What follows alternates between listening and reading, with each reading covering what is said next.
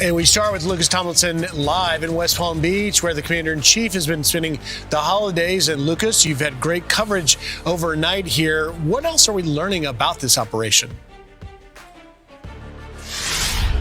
Good morning, Griffin. A daring operation in the pre-dawn hours in 2 a.m. local in Caracas, 1 a.m. East Coast time. U.S. Special Operations Forces flew in from off the coast of Venezuela to snatch Venezuelan leader Nicolás Maduro and his wife. President Trump announcing the news on Truth Social a short time ago. I'll read it for our viewers.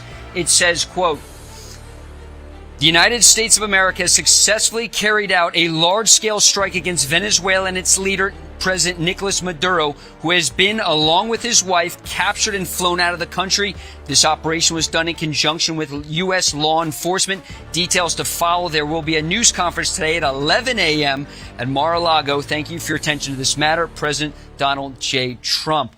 And just before the assault force arrived at Maduro's compound, you can imagine the intelligence that U.S. intelligence agency had to have to know where to send the assault force to be able to locate and grab Maduro as well as his wife. You had numerous airstrikes throughout Caracas targeting Maduro's forces at a military base in Caracas as well as an air base, also Venezuela's largest port. And this is something President Trump has been threatening for months. It started with the drone strikes on the alleged drug boats in the Caribbean and the Eastern Pacific.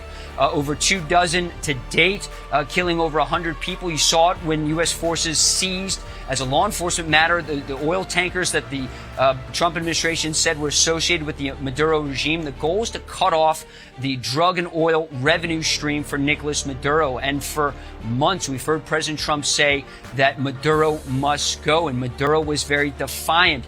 Despite repeated threats from President Trump, over 15 times, President Trump said he will be striking on land. Recall on Monday, we heard the president confirming that the CIA struck a target along the coast of Venezuela, destroying some of Maduro's drug boats. And again, this has been something that is not quite unprecedented. We saw in 1989 with the seizure of Manuel Noriega from Panama. This is something that the president wanted. We had not heard from President Trump, almost shades of Operation Midnight Hammer when those B-2s struck Iran. We haven't seen President Trump over the past 2 days. We heard from him on New Year's Eve. It was interesting. A reporter asked the president what his goal was for this coming year. He replied, peace. Well, for the President Nicolás Maduro, he didn't get that. Now, we did hear from Maduro yesterday, guys. He sounded like he was almost pleading in an interview done from a car, believe it or not, saying he was almost begging the Trump administration for a deal with oil. Of course, many American oil firms were kicked out of Venezuela decades ago. We've heard from President Trump in recent days saying he wants that oil back and the company's in. Well, and it's excuse me, pretty clear, Lucas, that the clock had run out for Nicolás Maduro to come to the table despite that interview that he did. Lucas, we're just getting a tweet this morning from Senator Mike Lee, who is saying just got off the phone with Secretary Rubio. He informed me that Nicolás Maduro has been arrested by U.S. personnel to stand trial on criminal charges in the United States, and that the kinetic action we saw tonight was deployed to protect and defend those executing the arrest warrant. This action likely falls within the president's inherent authority under Article 2 of the Constitution to protect U.S. personnel from an actual or imminent attack. It's interesting as we read that, Lucas, the Vice President, Delcy Rodriguez of Venezuela, took earlier to state TV in Venezuela demanding proof of life of Maduro, but it's pretty apparent that it's unclear who is running that country right now. You're looking live at some of the strikes that were carried out there. Do we have any more indication about who is running the country there now, and whether or not any of the other individuals like the vice president and others associated with Maduro's regime may be targets still?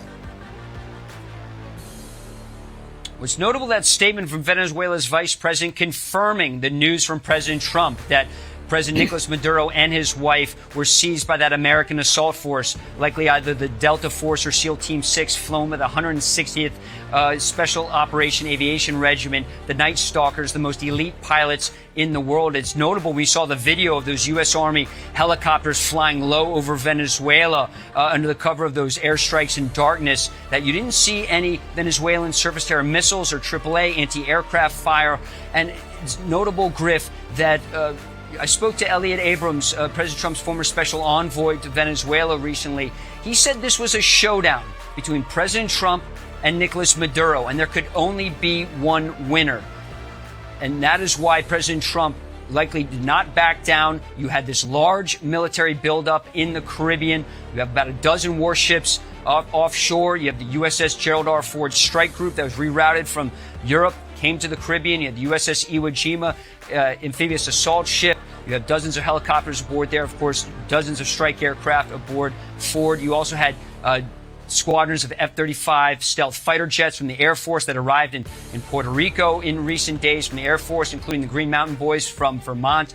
You also had the Marine Corps F-35 Bravo version also on the ground in Puerto Rico. She had this large armada and firepower assembled. You had KC-135 refueling planes in the Dominican Republic. President Trump offered no indication that he was backing down from his threat. And President Trump, when he makes these threats, typically follows through. And that's what we saw in the pre-dawn hours this morning. And again, there could only be one winner in this showdown, and it was not Venezuelan President Nicolás Maduro, it appears. So, Lucas, real quick, we understand that that this operation was successful and is over. But do you have the sense that it is, in fact, over with and the firefight is finished? And then where do we go from here? Well, Charlie, the U.S. military likes to operate at night.